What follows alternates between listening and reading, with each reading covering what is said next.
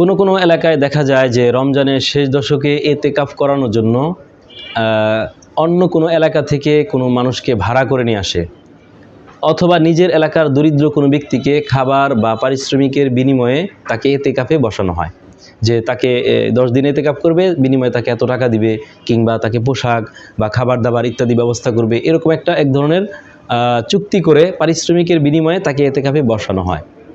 এভাবে যদি কেউ এতেকাফে বসায় তাহলে তার এতেকাফ সহি হবে না।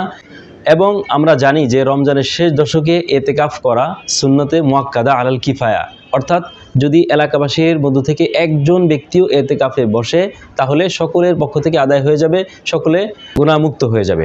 পক্ষান্তরে যদি পুরো এলাকাবাসীর মধ্য থেকে একজন ব্যক্তিও মসজিদে এতেকাফ না করে তাহলে মহল্লাবাসীর সবাই গুনাহগার হবে। এই সুন্নত তরকের জন্য সকলকেই গুনাহগার হিসেবে সাব্যস্ত হবে।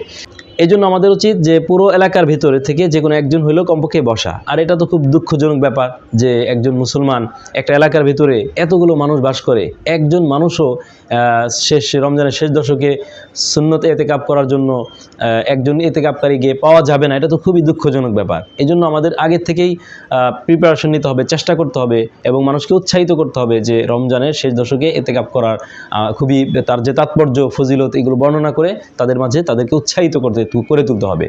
যদি এবং একজন হলেও এতেকাফ অবশ্যই করতে হবে। কিন্তু না পাওয়া গেলে যদি কাউকে ভাড়া করে তাকে পারিশ্রমিকের বিনিময়ে এতেকাফ করানো হয় তাহলে কিন্তু এতেকাফ সহি হবে না। এই জিনিসটি আমাদের সকলকে ভালোভাবে খেয়াল করতে হবে এবং আমাদেরকে স্বতঃস্ফূর্তভাবে এতেকাফে অংশগ্রহণ করতে হবে, এতেকাফে বসতে হবে। আল্লাহ রাব্বুল আলামিন আমাদের সকলকে রমজানের শেষ দশকে এতেকাফ করার তৌফিক দান করুন। আমিন। আসসালামু আলাইকুম ওয়া রাহমাতুল্লাহি ওয়া বারাকাতুহু।